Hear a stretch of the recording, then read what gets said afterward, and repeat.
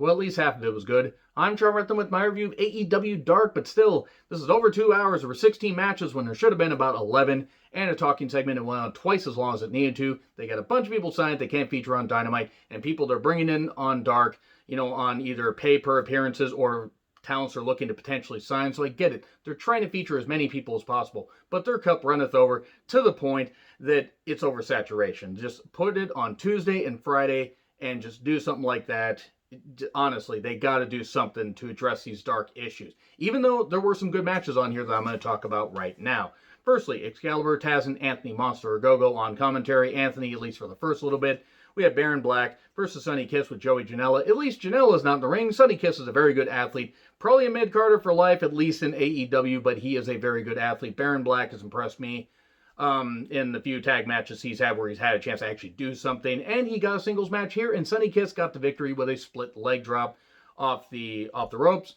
Not that bad. There was a bit of an awkward Rana spot earlier, but these things do happen. At least the match was well-paced. We then get Danny Limelight versus Brian Cage. Danny really has something. Hit a destroyer off the goddamn ropes on New Japan Strong, Primetime Live, AEW Dark. Danny Limelight has shined even in defeat. Cage, despite having that power, is not very good. And Drew Clore City, as Taz said, because Taz's command of the English language is not very good. And Brian Cage gets the victory. Fine, it is what it is. At some points, Taz's commentary for his boys gets a little bit overbearing. We then get Alex Gracia, the Pink Dream, versus the Native Beast, Nyla Rose of Vicky Guerrero, who has not really helped Nyla Rose. She hasn't drug her down. She hasn't really helped her. Alex got in a few shots, but fell to the Beast Bomb 1, 2, 3. Then Vicky's shtick has really just gotten old. It got old years ago. And again, it's not helping Nyla. Just have Nyla squash many of these, enhancement talents that you're bringing in. Build her up. If you have her lose a big feud, then, hey, at least the loss will mean something instead of, oh, she's just going to lose and we're not going to bother building her up.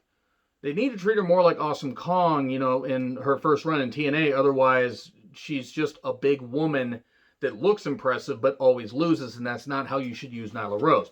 And also, again, Alex Gracia does have a good look. The Waiting Room with Britt Baker and Reba. The guests were Dustin Rhodes, and the musical guest was Marco Stunt. So I was prepared to hate all of this. I only hated about half of it.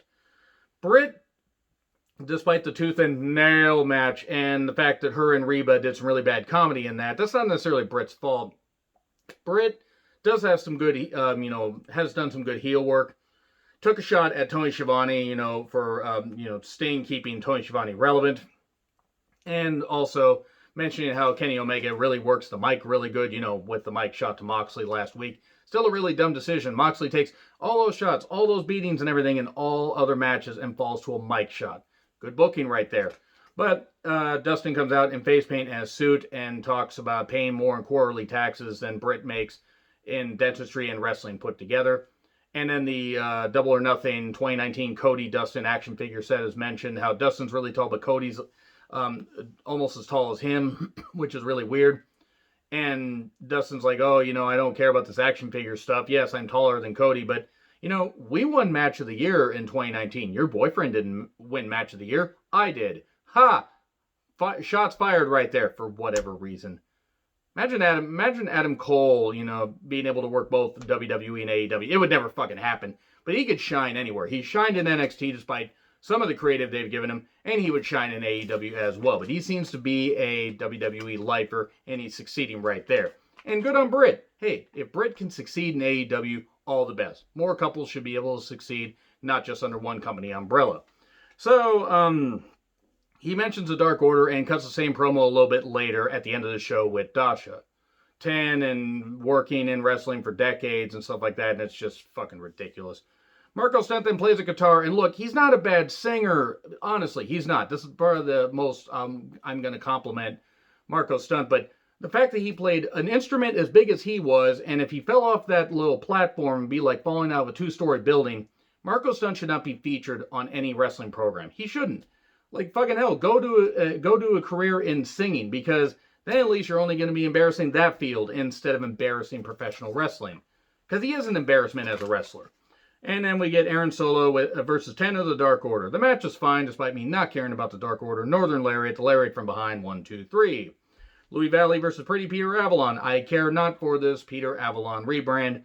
I speak a different type of English, says Taz. Yeah, not very good one. Martinis, 1, 2, 3. Peter cut the promo, the open challenge to anyone who, appreciates science and beauty, the science of beauty, if you will. The Pretty Peter's pageant provocation. Maybe Chris Masters is going to show up. I don't goddamn know. Gun Club, Austin, Colton, and Billy versus Sean Dean, Sean Maluta, and Sean Risen. Commentary asses off. They mock Taz. This went a while, went twice as long as it needed to. And Billy Gunn, of all people, picks up a win in 2020, pinning Risen. I'm not saying Gun Club shouldn't win, and Billy isn't doing a good job trying to build his sons, but Billy Gunn should not be picking up wins on a wrestling program in 2020. We then get Red Velvet versus Danny Jordan. Red Velvet has impressed me, and I hope she can get away from this teaming with Brandy because it's not going to help her, but she's impressed me with, even in defeat, she shows a lot of good energy. Danny Jordan, the real mean girl, got this shirt from Pro Wrestling Tees. I had to do, when I saw that she was, having a mean girl gimmick, and that was on NWA Circle Squared, I had to fucking get this at some point. Because I love mean girls, and she has also been through a whole lot. She's fought through a lot, fought through injuries at a very young age, and you can tell she's dedicated herself even more. She's in even better shape. Her work is better, crisper. That's improvement right there, and she showed off here. So did Red Velvet. Red Velvet did win with the pump kick, and this was impressive. It was nice and quick, but both women got a chance to show off. We then get Falco and Magnum versus Lucha Soros and Marco Stunt with Jungle Boy. You couldn't even put Jungle Boy in the match. You had to put Marco Stunt there. Just let Lucha Soros beat up two guys. Because that's better than featuring this stupid little dweeb in the goddamn ring. And fucking hell, he's embarrassing. He's embarrassing. He picked up the goddamn win over one of them. I don't know who. Fuego Del Sol versus Brandon Cutler. It was awkward at times, but it wasn't bad. Both these guys are good athletes. TPK 1, 2, 3. Skylar Moore versus Evilise. I like Skylar Moore. They should sign her. She's obviously a project, and it would take time to develop her, but she's got potential. Plus, Serpentico, I believe they're at least dating. If not, I think they might be married. If Serpentico's signed and they keep bringing in Skylar Moore, seriously, you can't tell me you can't use Skylar Moore. You keep featuring Brandy, despite the fact she's not any good in the goddamn ring, and Skylar Moore is miles better than Brandy could ever be, or miles ahead of Brandy. Evilise is not all that good, despite being in wrestling forever. Trap stretch for the win. Whatever. It was like a variation of an octopus. It was odd. But Skylar Moore showed something. And Evilise, she's not the worst. She's just not great for her level of experience. Lindsey Snow versus Big Swole. I love Snow's look. Big Swole, she has a great story and seems cool on Twitter and actually seems like a genuinely cool person. She's kind of awkward in the ring. And we get an awkward crucifix pin where it seems like Snow's down for 30 seconds. But her shoulder's not down. Then it's down. And it was very weird. We then get Sothera Chun and BSK versus TH2, Evans, and Angelico. This shirt right back here. Classic Cody Chun. Got to meet him in multiple indie shows, Without a Cause and Defy Northwest. And actually got to get that shirt personally from him.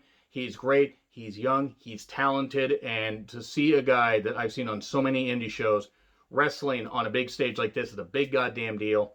And VSK's wrestled on multiple episodes of Dark, but great for Cody. Match was TH2 is not all that good, despite how long they've been in wrestling. They can do the cool flippy shit. And yeah, Angelico knows a couple decent submissions and actually tapped out Cody to one of them, but it was what it was.